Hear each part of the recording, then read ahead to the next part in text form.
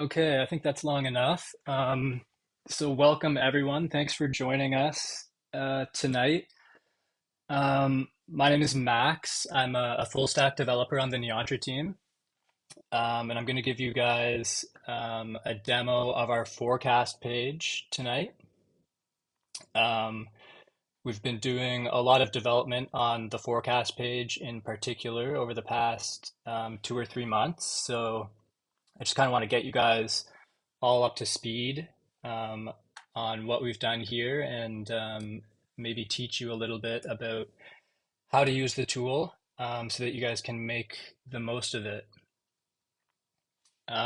So the plan here is I'm going to do um, a bit of a demo for maybe 20 minutes or so, and then we can get into a Q&A after that.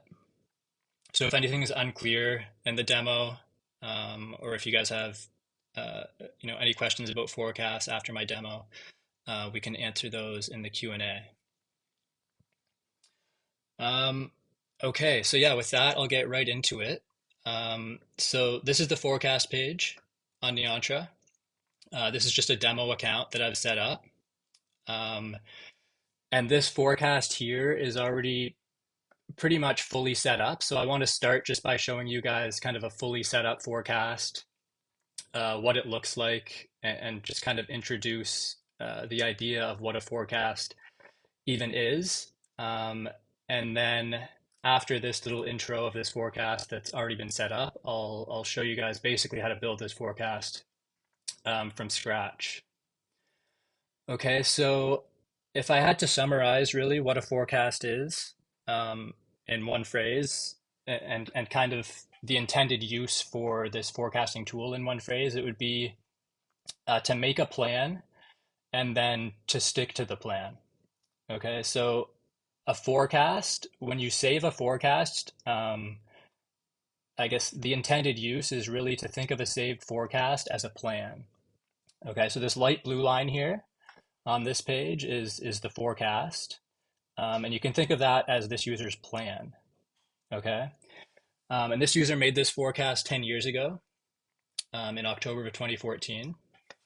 Um, So once you save the forecast, Neontra will actually start to track your actual performance against the forecast or against the plan. Okay, so the idea is really you can track your progress um, against a plan. So again, light blue line is the plan, dark blue line is this user's actual performance or their actual net worth.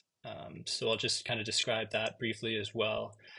So assets and liabilities on this page are arguably the most important things here. Um, so when all of your assets and all of your liabilities are selected, your assets plus or minus your liabilities is basically your net worth.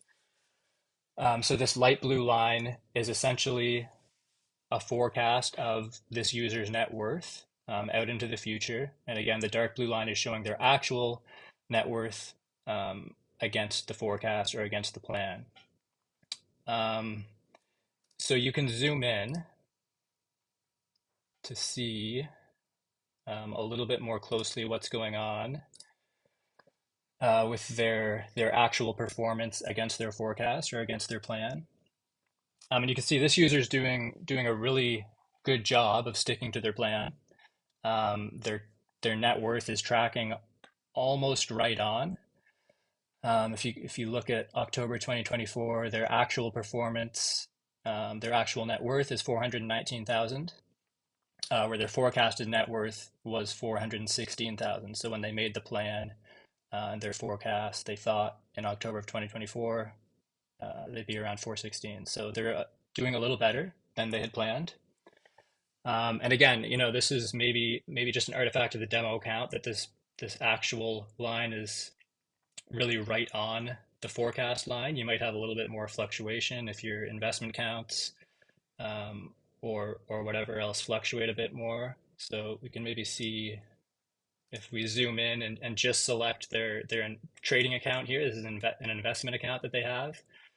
Then you can see the forecast of the trading account versus the actual performance of the trading account. And this example shows that the dark blue line and the light blue line can actually diverge a little bit. And in this case, their trading account is outperforming their forecast, their plan.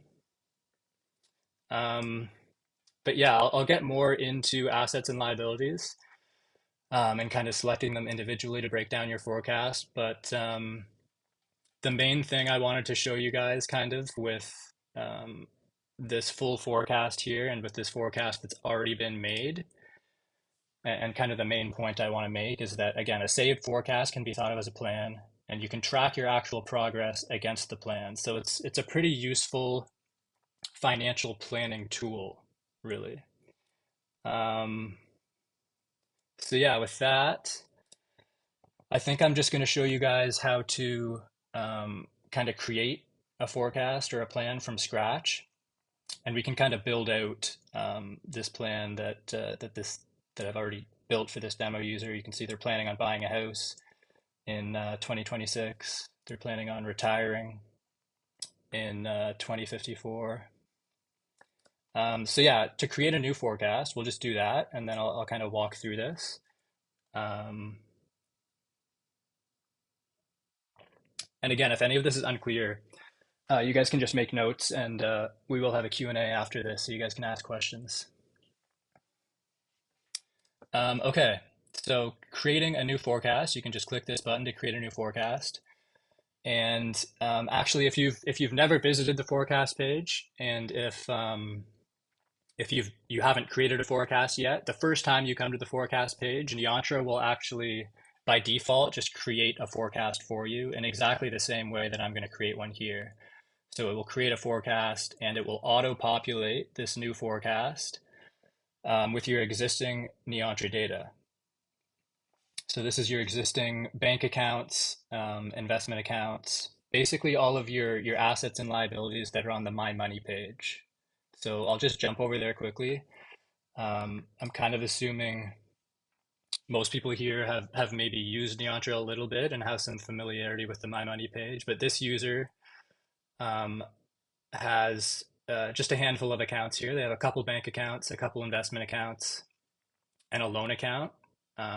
So the first step really when you set up Neontra is to head to this My Money page and kind of create all of your accounts, all of your assets and liabilities on this page first. And yeah, I definitely recommend doing that before coming to the forecast page because again, the forecast, when you create a forecast, it's going to use all those accounts from the My Money page to essentially build your forecast for you. Okay, so let's just go ahead and create this forecast, my new forecast. So you can see when you create a new forecast, it's always going to start from today, okay, or from current month, current year. So we start from October 2024, and you can see it when you create a new forecast, it's a little bit less interesting because we start from today, we don't have any history on the graph. So this actual line, this dark blue line, um, is really just a dot on the graph. It's just your current net worth in October of 2024. And that's kind of why I showed this example with a forecast that's 10 years old is a little more interesting. Kind of shows the tracking capabilities of your actual progress against the forecast or against the plan. Okay, so again, the forecast, the light blue line, is a projection of your net worth into the future when all of your assets and liabilities are selected. Okay, because again, all of your assets and all of your liabilities are your net worth. Um, and yeah, assets and liabilities, I mean, these are arguably the two most important sections on this page. So I'm just going to spend a little bit of time focusing on them to start. But the one really useful thing that I want to show you guys when you're getting set up, or really whenever you're trying to kind of analyze your forecast and get a better understanding of what's going on, you can use these selection checkboxes to actually select individual assets or individual liabilities at a time. And when you select one at a time, so if we just select this trading account, this investment account, the light blue line in the forecast is just going to show the forecast of this investment account. So you can see um, in October 2024, the forecast starts at $218,000, which is the initial value on this trading account, which is the current value of the trading account. And then as we project the value of this trading account into the future, it's going to grow because there's a growth rate of 5% on it. So I'll just zoom out a bit here. We can go out to 2090. And you can see it's a nice exponential curve here with a 5% growth rate. So yeah, growth rate is definitely going to affect the shape of your line. It's going to affect the forecast line. So if we change this growth rate to 0, for example, just means the investment account is not going to grow at all. It's going to stay at 218,000 for all time. But again, we flip it to 5, and these are annual growth rates compounded monthly.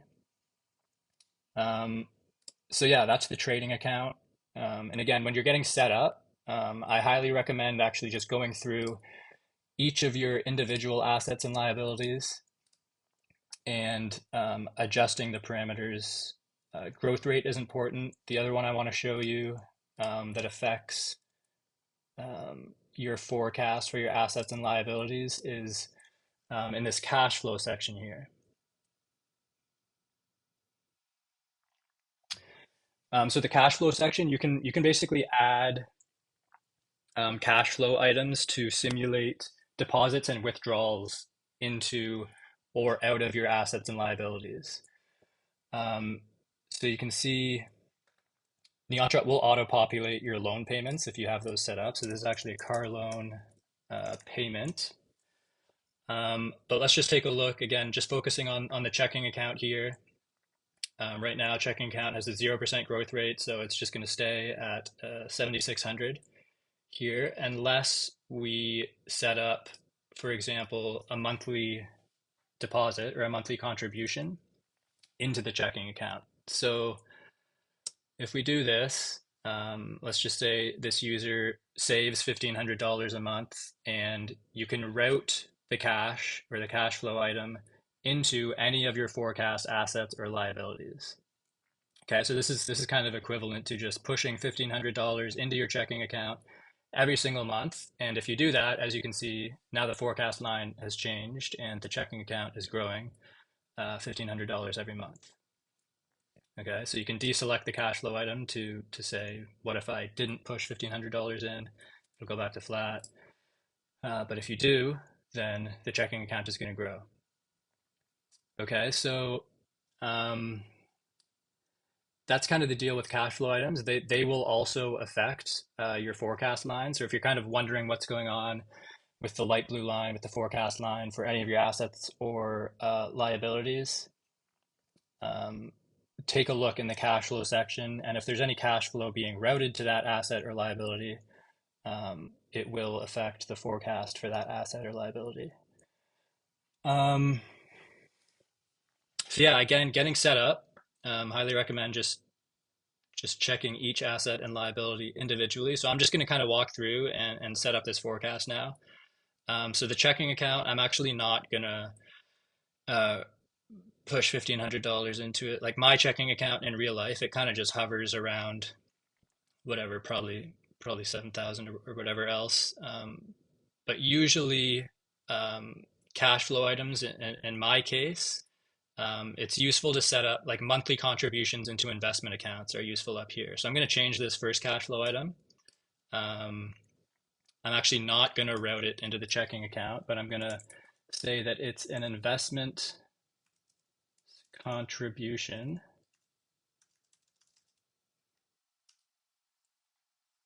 Okay, and I'm going to route it actually. I'm going to say I contribute $1,000 monthly into this trading account, into this investment account. Okay, so again, just focusing assets, liabilities one at a time. The checking account, I'm just going to leave it at 0 growth rate. It's probably just going to hover around 7,500. That's fine. The savings account, maybe a savings account has an interest rate or something on it. So that's fine for now. We could also set up like a monthly contribution into the savings account if we wanted to with a cash flow item, but I won't for now. Um, the trading account we can see has a growth rate of 5%. And now we also have this monthly contribution going into the trading account. So we're pushing $1,000 a month into the trading account. And again, you can see the final value here out here in 2090 right now is 12 million for this trading account. If we took off the investments contribution, if we didn't contribute $1,000 a month, it would fall to 5 million. So you can see again, the cash flow items are definitely affecting the forecast for these assets and liabilities. Okay, and then the retirement investments, kind of similar to that trading account. There's an initial value on here, a growth rate, and I'm going to set up a monthly contribution for the retirement uh, investments as well. So retirement investments contribution, and we can push 500 monthly into our retirement investments. You can add that. So now I think all my assets are set up pretty well here to kind of model my financial future and to kind of building out this plan for my financial future. So let's just take a look at this car loan quickly. The initial amount on the car loan's 9,500, so you can see it starts down here. There's an interest rate on this car loan on this liability, which is kind of similar to the growth rate for assets, but your liabilities will grow in a negative direction. So we can see there's a car loan payment here that we're pushing $100 a month uh, into the loan account, into the car loan. So we can see if we took that car loan payment off, if we didn't make a car loan payment every month, then our car loan is just going to grow in the negative direction. It's just going to accrue this interest and you're not going to pay your loan off, right? But if you do make the car loan payment, and then again, you can kind of play around. You can see that this loan will be fully paid off in 2034. You could say, what if I only paid $50 monthly? Then it's not going to be paid off till 2056. We'll just keep it at 100. Um, okay, so then again, if you select all of the assets, all of the liabilities, then this is kind of forecasting out your net worth. Um, so yeah, I'm just going to go ahead and again, a saved forecast. I think it's best to think of a saved forecast as a plan. I'm going to call this my plan, and I'm going to save it. Um, and this is pretty well set up now. But the other interesting thing is modeling kind of changes to these assets, liabilities, and cash flow items throughout your life, or modeling certain life events, basically. So I'm going to talk about life events here next. And then after that, I think that'll be pretty much it, and then we can maybe get into some Q&A. So yeah, one sec.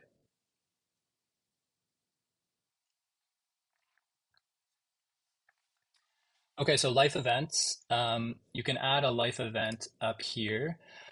The life events that we have available right now, we'll probably add more of these as time goes by. But you can model buying a house, or you can model your retirement, which are probably maybe two of the most common life events that you might want to model in a planning tool like this. And the idea really um, with these life events, you'll see when I add it, but when I add a buying a house life event, we can walk through that one first. It's essentially gonna add a number of asset, liability, and cash flow items. You're gonna get a house, a mortgage, a down payment. So we kind of just created these life events to make it easier for you guys to see how to model or how to simulate, for example, buying a house. So let me just walk through this and then you guys will kind of see how it works. So we can plan on buying a house at some time in the future. Let's maybe buy a house in July of 2030. We'll try to buy an $1 million house and we'll make a $200,000 down payment on that. So yeah, kind of the main things in this form uh, are in regard to your down payment and your mortgage. So yeah, down payment, let's say we put 200,000 down on this house. Um, and now you can select how you're going to fund your down payment. So to pay the down payment, you need to take money out of one of your existing accounts, likely, or one of your existing assets. So these down payment funding accounts will actually show you how much you have available in each of your accounts at the time that you're looking to purchase the house. So right now we're looking to purchase the house July of 2030. And this is showing us that our trading account is going to be worth $370,000 in July of 2030. So that sounds reasonable. It sounds like we could make the full down payment with that trading account. So we'll just go ahead and do that. But I mean, you could see that and you could say, "Oh, I actually have more than I need for the down payment," and then you could play with this date and say, "Could we afford it in July of 2026?" And yeah, like we still could. We still have 250,000, 260,000 in the trading account at that time. I'll just leave it as 2030 for now. And then in the mortgage details section, the mortgage, I guess, will be $800,000, just the house price, subtract the down payment. We'll put a 4% interest rate on it. And we'll just say we're going to pay 4,000 monthly as our mortgage payment. This stuff doesn't have to be perfect when you set it up. You can always change it later in the forecast and on the forecast page after we've set it up. So you can just kind of try to get it as accurate as possible when you're setting it up here. So I'll go ahead and I'll add this buying a house life event, and then I'll kind of walk through everything that got added here. So you can see, first of all, the life event in the life events section here. You can see the house on the graph in July of 2030. And then adding the buying a house life event, again, it basically added a number of items to your cash flow assets and liabilities. So first of all, it added the house. So let's just take a look at what's going on with the house. We can zoom in.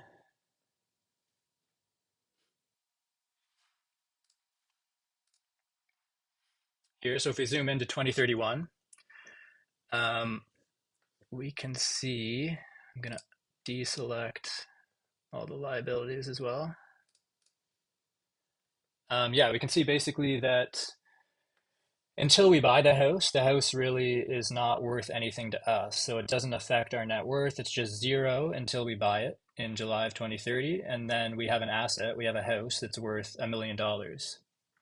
And similar to the other assets, you can use growth rates on the house. Right now, the growth rate on this house is 5%. So it's going to grow, again, 5%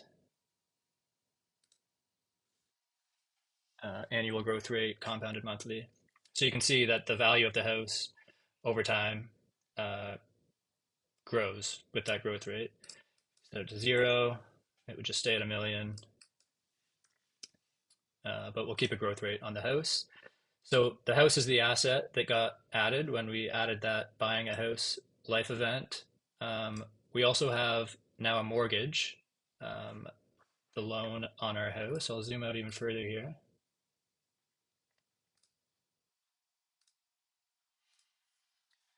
So you can see your mortgage. Again, no effect on our net worth until we buy the house, and then we have an $800,000 mortgage. And because we have a mortgage payment as well, in the cash flow section, we can see that we are paying off this mortgage. Um, and we'll pay it off right now, I guess around 2058-ish. And again, you can kind of play around and see like, what if we only paid 3,000 a month on the mortgage? Like how much longer would that take us to pay it off? Quite a bit longer. So we'll just keep this at 4,000. Um, so yeah, what else do I want to say about that? Okay, so the house, the mortgage, we looked at the mortgage payments as well. And the only other thing actually that got added here was this house down payment, this cash flow item. So let's just take a look at that quickly because we said the house down payment is coming out of our trading account. Again, you can see that it's wired to the trading account here. The frequency on this one is just one time. This isn't a recurring payment. We just have the house down payment once. So let's take a look at the effect on our trading account of that. And we'll zoom in a bit again here. So you can see again, here's the value of our trading account. It's going up. We're contributing to it. It has a growth rate. And then when we buy the house, we make that $200,000 down payment by withdrawing money from our trading account and paying the down payment. So I guess we're around 370,000 before we buy the house and 170,000 after we buy the house. Um, and then after that, looking further out into the future, um, the trading account after that just continues to grow again. So yeah, that's kind of the idea. So again, like we think this is a pretty powerful financial planning tool. Um, and we hope you guys will try it out and it can help you kind of plan out your financial future. And then again, you can track your progress against your plan, which is pretty useful, which is again shown in this forecast here. So yeah, I'd encourage you to check out the forecast tab, make a plan, and then start coming back to it every so often and track your actual progress and see how you're doing.